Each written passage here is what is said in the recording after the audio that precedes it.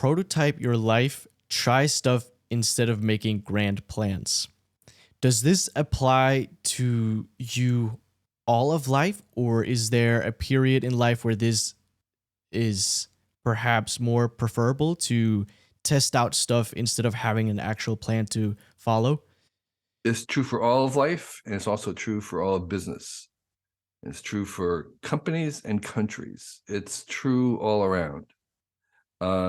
You should be prototyping your life even when you're 71. You should be prototyping life when you're 12. You should be prototyping life when you're a recent graduate. It's a much better way when there is a world that's changing as fast as we are changing. So when the environment is moving very fast, making a plan is just or relying on plans. I mean, you need to think ahead, but relying on the plan is what you don't want to do. You want to make a plan and then understand that you're immediately going to divert from it, and you're just going to run a little prototype. So you want to see as far ahead as you can. You want to have a long view, but you get there by doing lots of little things where you're constantly adapting, constantly changing your course. It's kind of like if you drive a car, you know what we're talking about. Driving a car, if you hold the steering wheel steady, try to point it if you have a plan of where you're going, but in fact, we're constantly adjusting and readjusting, and we're doing a little experiments. Like, well, go here, let me over here, and then I'm going to change over here. So prototyping is a way in which you make things happen, whether it's a book or an event or a degree, whatever it is. You make something happen by doing many versions of it, even versions of it to completion. So like you write a rough draft of something, means you go all the way through, knowing that you're going to throw that away and you're going to do the next one better. You're going to make, if you're going to design some furniture, you're going to make something out of cardboard first. And then you're going to throw it away and make one out of plywood. And then you're going to throw it away and make one out of hardwood.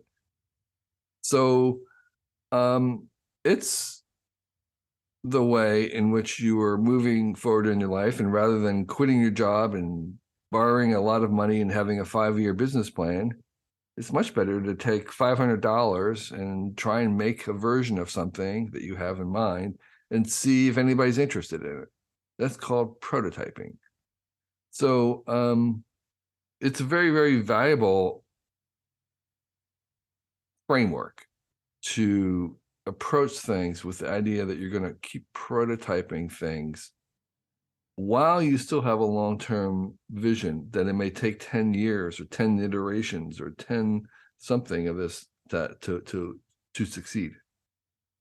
So, how do you feel about setting goals then? Because many people will say you need a very specific plan to reach a very specific goal. You have to be super consistent. You can't steer off this path. What do you feel about that? Right. So you do want to have goals, but the goal should be finishing the prototype. Right? You want to finish the prototype. My goal is to write the first draft of this book.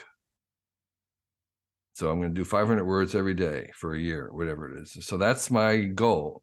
And then at the end of the time, you can decide, is it worth trying to go further? Rather than say, my goal is to have a New York bestseller.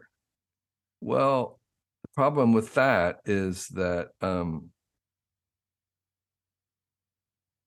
that's such a long goal. You want to have intermediate goals in between. Well, how do you get there?